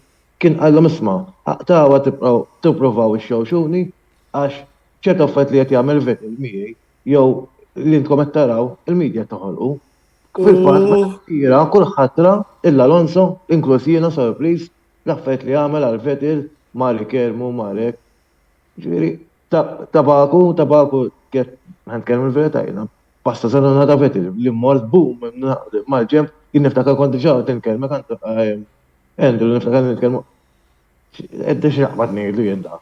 Is-sewwieq tiegħu ġimgħa ġempu daħdaqqa beda jixxejjen. Beda jitkellem fuq xi titkellem il-barbarju li ieħor. kien hemm ħan tkellmu l-verità kull min jifhem fil-forma tifhem li daw huma umani. Għandhom l-adrenalina inkollu għaddejja. Dawk il-ġis fuqhom dik il-media pressure. Ġifieri faċli nqogħdu bħal medin is-saħna nikkommentaw isma' jiena ħala Marjon kif kont nagħmel hekk u kien jiġri hekk. Meta jiena jekk naqbes il-mija tixer kamera u twaqqaħ li ġifieri ġrazzjoni naħseb wara b'dak il-ġis kollha. U ġielin kon għaddej bit-30 joħroġ xatt minn stop sign jew ma ħroġlix dak naħseb noħroġ li unċejlu daqsxejn idi. Jaħseb wara daw xi jkun U għandi limit ikunu daw. Aħna naraw it-tip of the iceberg ukoll, it-training li jkollhom fost il-ġimgħa. Il-familja, segwiċi li jkollhom mal-familja, ġifieri. Aħna tip of the iceberg. Media work li għamlu wkoll mal-sponsors da, di mhix ċajta. Ħafna nies jinjorawha sponsorship commitments li jkollhom mat-timijiet speċjalment daw. Il-Hamilton, Vettel, meta jkunu mat-timijiet kbar. Il-marketing huwa enormi u dik commitment kbira li għamlu sew. Jiena ħankellem Vettel mal-Ferrari kien jgħid jiena nteggu l-Vettel ġifieri bħalma ta' nsegwi sport ieħor imma nara ngħid ħanara ħalix artiklu għandi application apposta jiena fejn Formula 1 mhux tal-Formula 1 biss itella li kull artiklu ġifieri u pjaċir naqra ġi kultant ikunu ħafna l-istess vera ma jkun hemm affarijiet interessanti li tibda tgħid ismani. Media pressure. U għara kemm hemm affarijiet li daw jinħolqu mhux għax huma jħalquhom, għax huma jiena ngħid inħobb il-kulur abjad. Artiklu li ma kienx jagħmel sens, ġifieri għal xiex ma tħobbx l-iswed u ma tħobbx il-blu. Bdejt imma u l-istess għal daw is-sewwieqa. Jew ħafna u għax dak hekk, fil-verità. Niftakar meta kien mal-Ferrari, jiena niftakar jirbaħ Vettel għandek il-gazzetti Italjani, front page, paper. Kieku battom jien daw, kieku mlejt il-kamra tiegħi u għad nisallum qasartni fejn nitfa' u nista' ma nisbaħix il-kamra jien ta' sqota kieku jew il-dan u qasi għaddej bis-salot kollox. La, il-ġimgħa ta' wara jiġittieni, da spiċċa għadda żmien tiegħek ngħid ma daw da l-istess persuna l-ġimgħa l-oħra. Il-pressjoni il-gazzetti Taljani dik Mario. Ekku, ġifieri il-media. U sa ċertu punt anke l-Ingliżi ta' Hamilton forsi mhux daqshekk estrema imma xorta tkun hemm biex tara kemm il-media taffettwa. Ġifieri ekku. Wayne, temmen li eventwalment kien Vettel stess li tilef iċ-ċans ta' suċċess mal-Ferrari. Jansam l-ek żewġ titlila, żewġ raġunijiet għalfejn, u sentek eżempju ta' tlila. Biex tkun tista' tibni naqra l-argument tiegħek u mbagħad niġu għad-domanda ta' Mark Schembri wkoll. Il-biża' minn sewwieqa oħra, Verstappen f'Singapore 17, jew preżunzjoni żejda bħalma kellu Hockenheim 2018. Ħammur fuq ħajja nibdew mill-2017, f'opinjoni tiegħi fl-2017 it-titlu maġġoranza ta' raġuni għalfejn intilef dak it-titlu inweħħilha fil-Ferrari aktar milli Vettel. Nemmen li dik is-sena l-Ferrari kellha karozza tajba das il-Mercedes tul l-istaġun iżda minħabba problemi ta' reliability li ħata l-istaġun il-Ferrari tilfuha, però wkoll bħalma semmejt f'Singapore 2017 nafu x'ġara. Tista' tgħid kien tort ta' Vettel li swieħ qares għax spiċċa jitlef 25 punt. Però naħseb li l-2017 ikolli nagħti aktar tort il-Ferrari li intilef dak it-titlu. 2018 storja oħra. Mercedes kellha karozza naħseb aqwa bil-Ferrari, però it-titlu intilef iktar minħabba it-tort ta' Vettel kolli ngħid.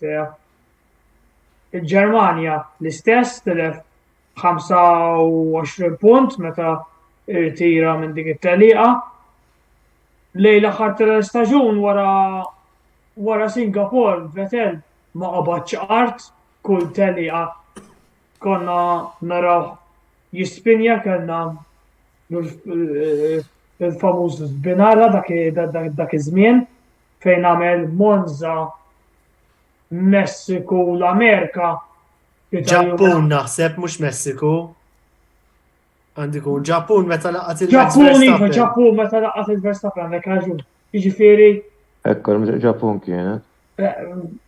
Vettel spiċċa jitlef it-titlu minħabba U forsi tista' tgħid ukoll beda mbagħad Vettel beda jiġi iktar disprat u iktar forsi bdejt tarda l-iżbalji.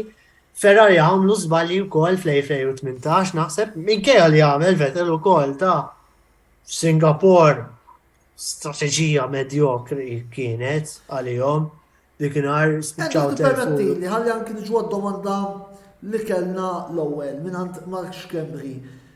Fil-fatt ġob dejt isek twiġiba, x'taħsbu li kienu raġunijiet li Sebastian Vettel qatt ma sar ċampjon mal-Ferrari. Ħanibda bik Andrew mbagħad nuħu il-panel. U hemm biżibilju politika tal-Ferrari, operationally it-team, xi żbalji hu. Meta tgħid politika tista' telabora fuq naqra fuqha? Kif taqbad tajt?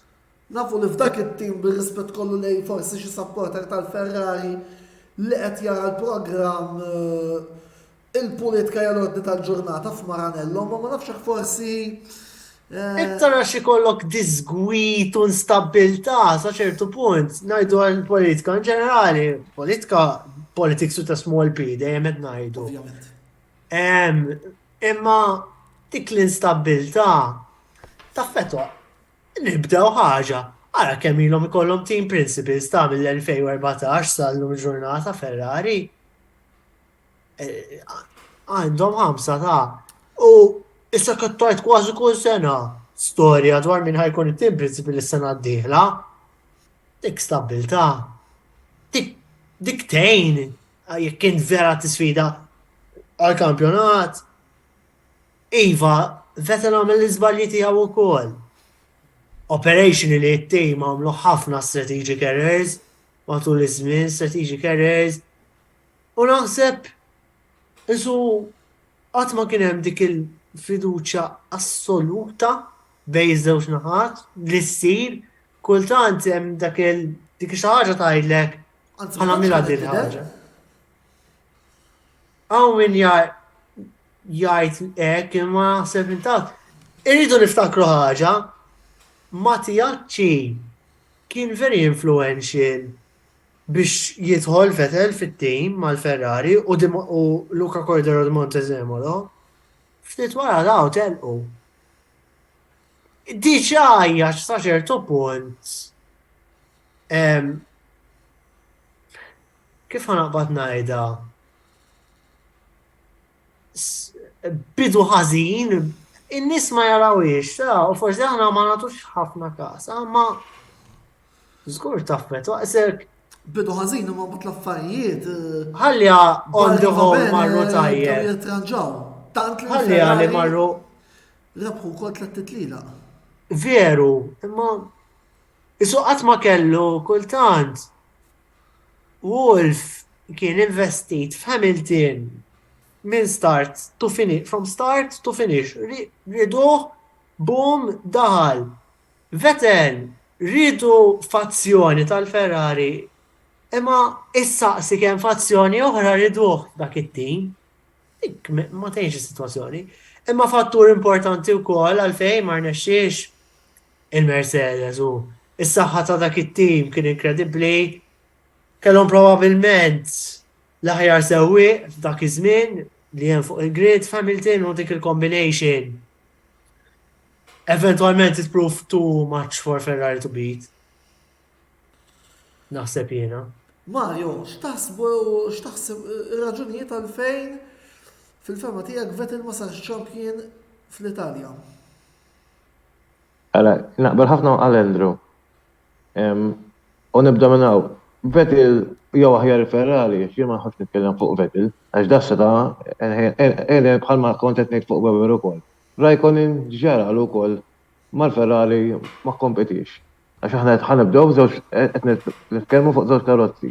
Mela x'kienet jiġri għall-Ferrari? Ferrari naħseb jiena kienet tiġġieled ma' dan il-ġigant mostru li huwa l-Mercedes fl-qwa tagħhom, bħalma qed ngħidu ir-Red Bull fl-qwa tagħhom, li inti da kif kista tkissru dan, da ssibu darba fuq saqajn waħda u tipprova teqilbu jew tipprova tfixklu. Lex beda jiġri. Ta' meta dan kien qed jinstabu jiena fil-Mercedes kien hemm tliela li kienu fuq saqajn waħda, x'bada jiġri? Il-Ferrari ma ħadux mhux azzjoni fuqha, ma ħadux benefiċċju minnha. Imma profittawx minnha. U ġara, daqqa kienu jitlulhom ir-Red Bull u kien jaħdulhom il-punti u daqqa għal-żbalji minn Vettel, ġifieri kien hemm kombinazzjoni li kollox. Imma ħanitkellem issa mhux għax inżomm ma' Vettel, għax jiena nitkellem li hu. All inħoss li hu għax jiena mhux kulħadd jaqbel miegħi, ġifieri l-opinjoni tiegħi. Meta inti għandek World Champion ġi miegħek, bħalma kellhom l-Alonso diġà il-Ferrari u maħax ukoll għax da mhux l-ewwel World Champion iġi u maħax il-kampjonat Vettel. Il-Ferrari ma talmu xejn mill-Alonso li mhux iġiddawlu bil-babil ta' ġifieri, però għandek World Champion. Ġifieri da għandu esperjenza li ħajjeħdu kampjonat, mela dur miegħu għamel ċertu affett miegħu, kellek ir-Raikkonen ukoll l-istess. Ma reġgħux għamlu dik xi ħaġa biex jimxu il-qudiem il-Ferrari. Naraħħom iktar bħalma semma Andrew bħala politika, issa qed nitkellem hekk jien Ferrari nemmen li huwa minn timijiet kemm finanzjament u kemm kollox kien irid jieħdu l-kampjonat. Issa ħalli bil-budget cap u hekk inbidlu ċertu affarijiet, però Ferrari huwa l-brand nobli, għandek Ferrari, McLaren, ġifieri. Kważi dejjem kienu fil-Formula 1, nu. Dawk li kienu fil-Formula 1, dawk li inti ħadmur immaġinak fil-ħaq is-suq jinnaf ma' Red Bull, tu kex ma' Red Bull, insa l-Vettel. Iġi Ferrari għalik, ġew il-Ferrari, ma' Red Bull tajjeb kwam, ma' Mars ma' l-Ferrari. Jew kella titkellem xi ħadd fuqek, isma' dak taf minnu dak id-driver dak mal-Ferrari. Jiġi dak titkellem ġifieri dawk huma, però l-Ferrari qatt ma profettaw. Issa jew jiena nemmen il-politika li għandhom bejniethom, it-tip ta' administration tagħhom. Għax anke ċertu kien jara t-tiġrijiet tal-Ferrari kif kienu jagħmlu. Kienet inkredibbli, jew anke kif Dysfunctional blood Dodge. Ġifieri dawk huma l-affarijiet mhux għax Vettel ma żbalja, għax jiena meta kien jiżbalja Vettel kont ngħid naħseb wasal biex jirtira, għax li żbalja eżempju għamel f'Monza. U meta kien laqat il-Racing Point dak iż-żmien ta' Perez narija. Tal-istro u ħareġ tisma' da mhux Vettel u jiġifieri.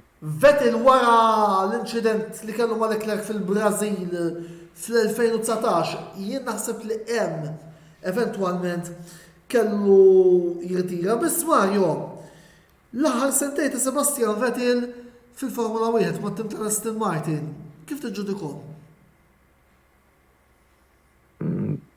Ma jiex nkun arroganti, waste of time għalli. Waste of time mhux għax Vettel qasas ma waste of time il-combination tagħhom it-tnejn. Li int għandek World Champion, mort ma' Aston Martin. Daw għax ħaġa għamlu l-Aston Martin kienet il-presentation sabiħa tagħhom daw.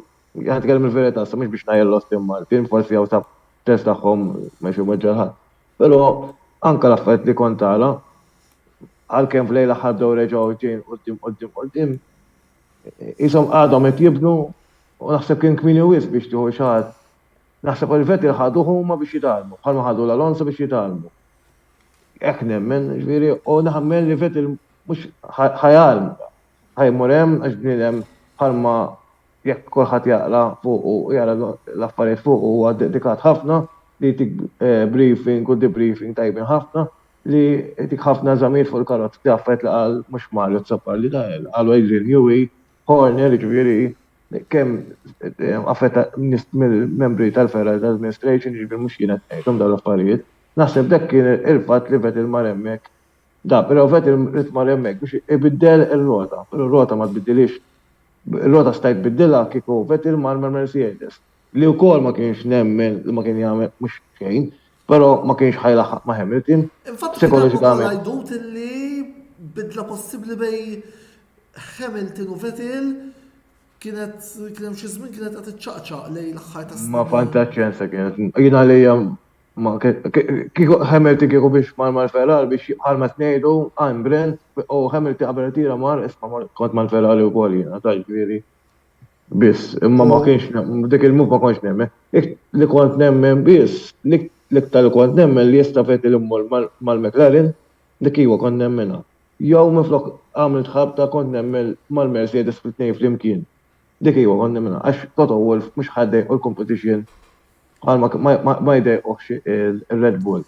Ġifiri ma ta' kienu ma' Red Bull, għax mbatħalli kienem timor, l-siwa, ma' Mux bħal Ferrari għandek il-1 not 2 u jibqaw jgħidu l-għin ħallu misu. U le, għatma kont, sorry, għatma kont tħalli il-nistijak jisu u inti, għandek il-1 not 2. Vettel u Raikkonen, Vettel kien il-number 1, kulħadd kien jaf kien il-number 1. Ġili laqqas jużaw tajjeb pala number 1 kienu. Ġifiri. Jibdaw jgħatu instructions tibda ngħid imma. Dawk huma l-affarijiet. Nisma'. Ġifiri, jiena, ifhimni, jien nitkellem il-verità, iktar il-Ferrari seta t-tamil ħċeta feta ħjar, Vettel u kol, taffet kien rajt mal-Ferrari ma Vettel jispinja law, tiċrijiet u matijaw telefon bħalma jgħet għal-Ġerman. Fil-li għet id-domina fil-li spiċċa fil-grefil u għaf, ġifiri. Nemmen, meta jkollok dawk l-affarijiet, għara, meta t-ġiet bħal ma mostux għand il-Mercedes dik li kienet dak iż-żmien li bħalma kienet jgħid Andrew, kienet bis vantaġġ fil-Ġermanja u inti ma ħadtux, isma' psikologikament inti hemm xi ħaġa li ħad affettwa lilek. Imbagħad ġara minn dawk it-tiġri minn ħokkana jrem kulħadd jara ġara t-tiġrijiet jew jaqra t-tiġrijiet ix-ġara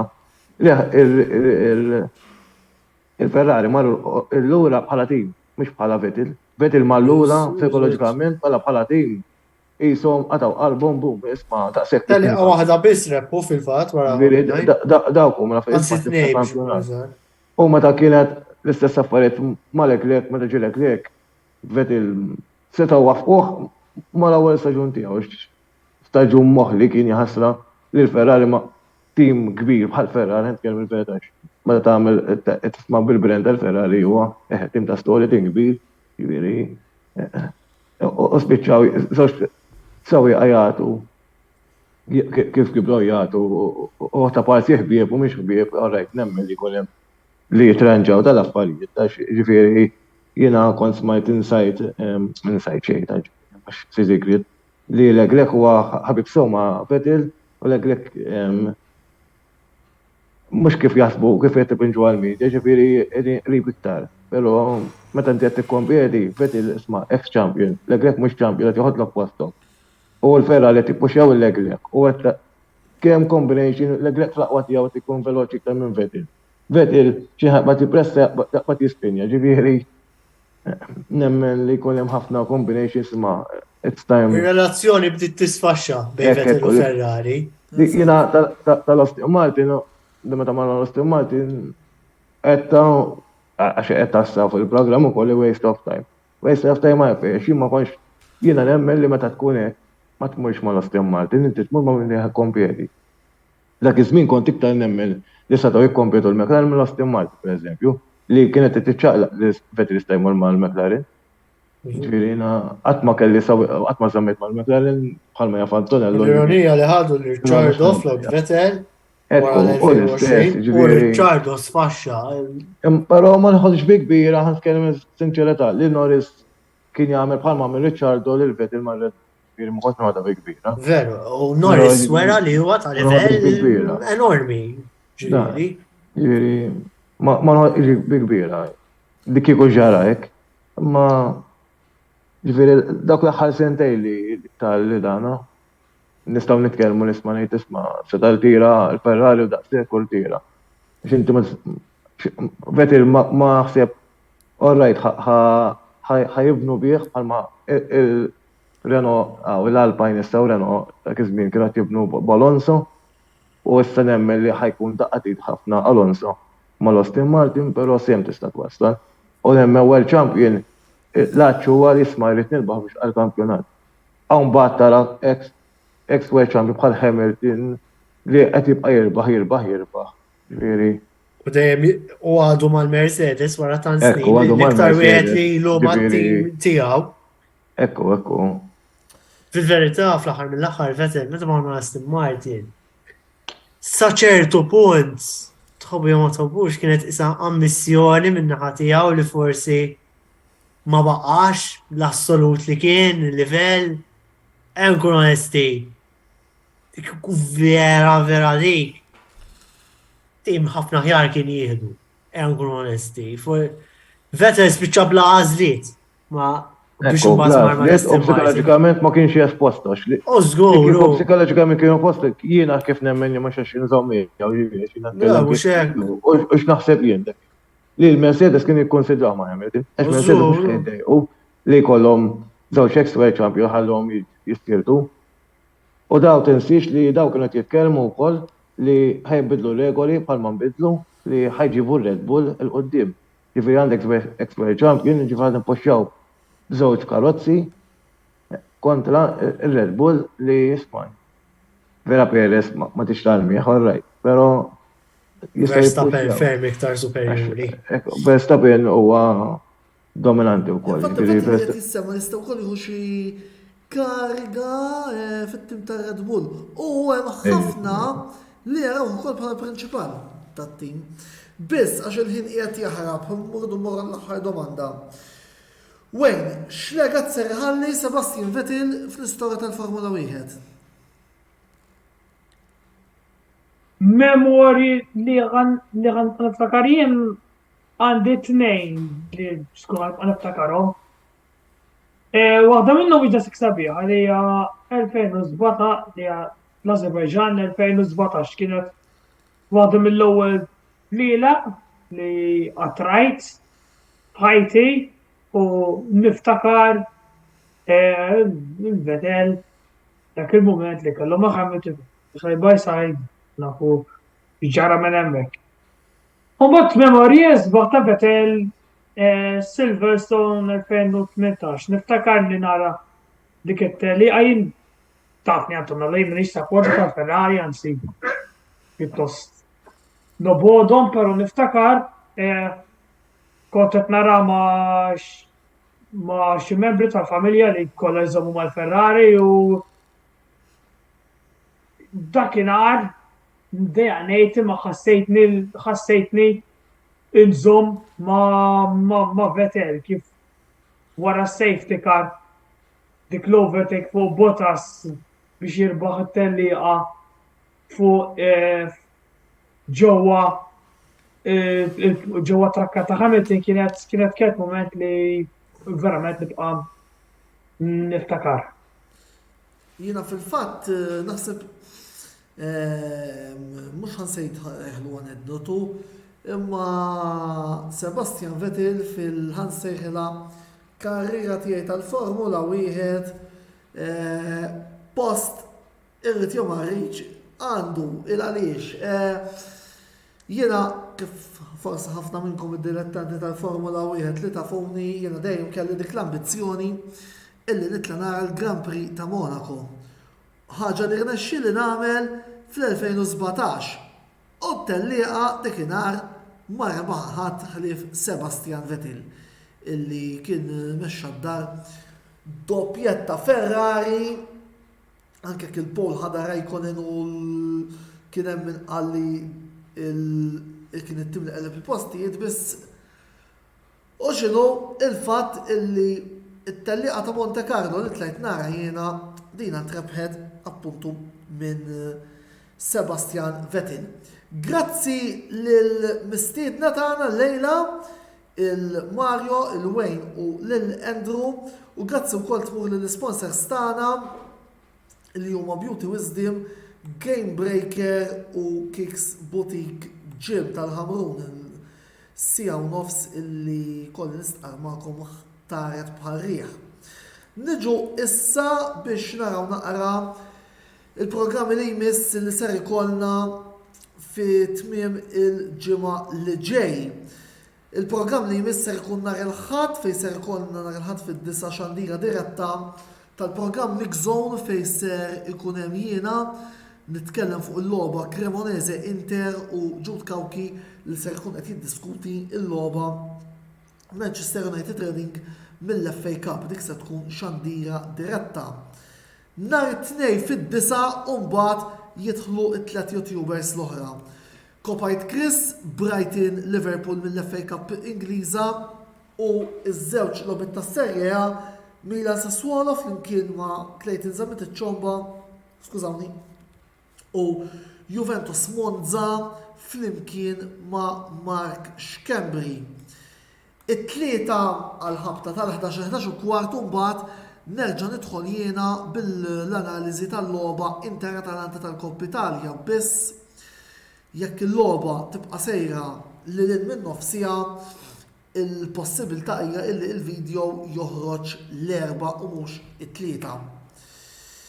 Botta u risposta mbagħad jirritorna il-bħallum ġimgħa fejn se nkunu qegħdin niddiskutu l-andament tal-kampjonati lokali, il-BOV Premier, il-BOV Challenge u l-MHR League fejn ukoll għandna diġà żewġ mistiedna, partitarju ta' Slima Wanderers u partitarju ta' Nashar Lions, it-tielet membru wkoll tal-panel sejrin nippruvaw nikkonfermaw fil-ġranet illi ġejjin. Infakarkom ukoll li jekk ilħaqtu l-programm minn issa probabbilment għada dan il-programm ikun qiegħed disponibbli għalikom fuq il-YouTube channel tagħna għal daqstant tinsewx tidħlu tafsu subscribe fuq l-istazzjon tagħna ħalli hemmhekk ukoll inkomplu nkabru il-familja tagħna ġo YouTube, ovvjament ikomplu l-artikli relatati mal-logħbiet ta' tmiem il-ġimgħa flimkien mal-korrespondenti kollha tagħna, wieħed minnhom qiegħed hawnhekk Wayne Mikallef fuq is-Serje A, jiena l-kampjonati lokali u James Said fuq il-kampjonati l-logħbiet tal-FA Cup illi se jkollna fit-tmiem il-ġimgħa li ġej. Allejla daqshekk, grazzi tal-li segwejtuna, mill-ġdid grazzi lill-panel, sakemm nerġgħu niltaqgħu bħallum ġimgħa, jien Antonello Bela ma tfadalli xejn ngħidilkom bħallum ġimgħa l-programm Botta u Risposta għaliex ħaterġgħu tarawni nhar il-ħadd fil-programm Mix Zone, sakemm nerġgħu niltaqgħu jien ma tfadalli xejn nżid ħlief, grazzi tal-li segwejtuna, il-lejl it-tajjeb u ħudu ħsieb.